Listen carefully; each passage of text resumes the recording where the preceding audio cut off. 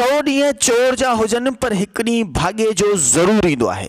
रब ने राणे वारा हॉस्पिटल मां वापसि जॾहिं ॻोठ ईंदा ज़हर ज़िंदगी ड्रामे जी 209 क़िस्त में त छा रईस गफ़ार ख़ान मीरा मज़लूम जो फ़ैसिलो इंसाफ़ सां कंदो या वरी पंहिंजे भाउ वारे पासे में बीह करे पंहिंजे इंसाफ़ जा हथियार फुटो करे छॾींदो। ज़हर ज़िंदगी ड्रामे जी 209 क़िस्त में नाज़रीन अवां ॾिसंदा त रईस गफ़ार ख़ान कमीने कमाल ख़ान सां उहो हशर नशर कंदो जीअं बुढ़े ॿारनि सां कई हुई।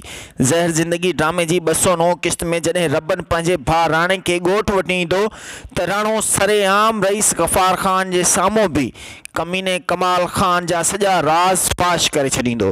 ज़हर ज़िंदगी ड्रामे जी 206 क़िस्त में कमीने कमाल ख़ान राणे खे ज़हरीलो इंजेक्शन हणाए हुनखे अधु मौत त मारे छॾियो हो, पर छा कमाल ख़ान खे उहो ॾींहुं विसरी वियो आहे जॾहिं हुन सॼा राज़ पंहिंजा राणे जे अॻियां ज़ाहिर करे छॾिया हा त मूं ई मीरा खे अगवा कयो आहे।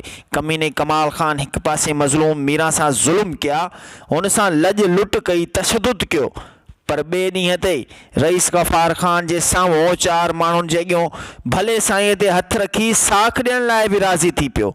अहिड़े कमीने ऐं बेग़ैरत इंसान लाइ त हिकु गोली ई चङी आहे। ज़हर ज़िंदगी ड्रामे जी 209 क़िस्त में छा रईस गफ़ार ख़ान कमीने कमाल ख़ान खे गोलियूं हणी मारे छॾींदो या वरी भाउ रत जो रिश्तो सम्झी हुनखे माफ़ करे छॾींदो।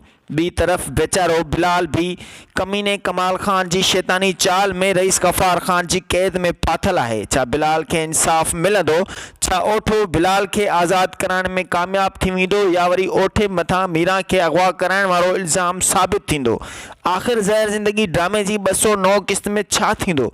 छा रबन पंहिंजे भाउ राणे खे सम्झाए करे राणे खां सिधी गवाही कमाल ख़ान जे ख़िलाफ़ ॾियाराईंदो या राणो भी पंहिंजा होश विसारे वेठो हूंदो? ज़हर ज़िंदगी ड्रामे जी हर अपडेट ॾिसण लाइ ॾिसंदा असांजी HD TV खे ऐं ज़हर थी वई ज़िंदगी ड्रामो सुभाणे शाम 7 बजे असांजी HD TV ते हलंदो, जंहिंजी 3 क़िस्त नशर थींदी।